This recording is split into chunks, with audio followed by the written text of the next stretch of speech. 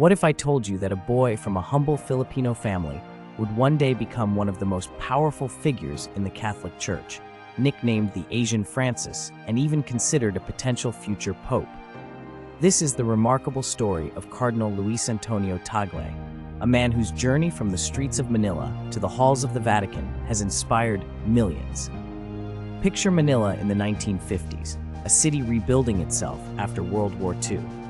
It's here, on June 21, 1957, that our story begins with the birth of Luis Antonio Joaquim Tagle to Manuel Tagle Sr. and Milagros Joaquim. Born into a devout Catholic family, young Luis grew up in a modest home where faith wasn't just practiced, it was lived.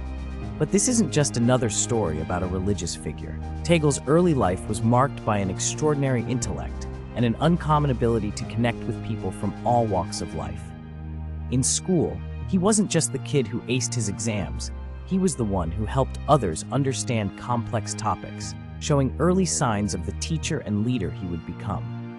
His path to priesthood wasn't a straight line. As a young man, Tagle initially considered becoming a doctor, but something deeper called to him. While studying at San Jose Major Seminary, he discovered his true passion, not just for faith, but for using that faith to help others.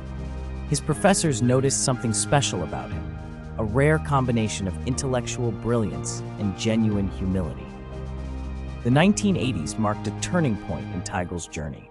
After completing his studies in Manila, he headed to the Catholic University of America in Washington, D.C. There, he didn't just study theology, he mastered it. His doctoral dissertation on Catholic collegiality earned him not just a degree, but recognition as one of the brightest theological minds of his generation. But here's what makes Tagle truly unique. Despite his academic achievements, he never lost touch with ordinary people. Back in the Philippines, as a parish priest, he would often be seen riding his bike to visit parishioners, sharing meals with the poor, and even washing the feet of beggars. This wasn't just for show, it was who he was at his core. In 2001, Pope John Paul II appointed him Bishop of Amos. Picture this, a bishop who lived simply, often invited the poor to dine with him, and wasn't afraid to tackle tough issues head-on. He became known for his emotional sermons that could move people to tears, earning him the nickname the Crying Bishop.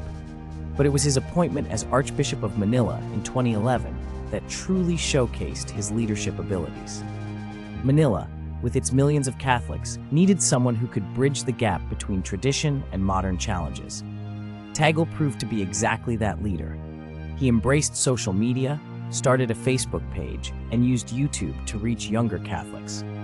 He wasn't just preserving faith, he was making it relevant for a new generation. The world really started paying attention when Pope Benedict XVI made him a cardinal in 2012. At 55, he was one of the youngest cardinals in the Catholic Church. But it wasn't just his age that made headlines. It was his approach to leadership.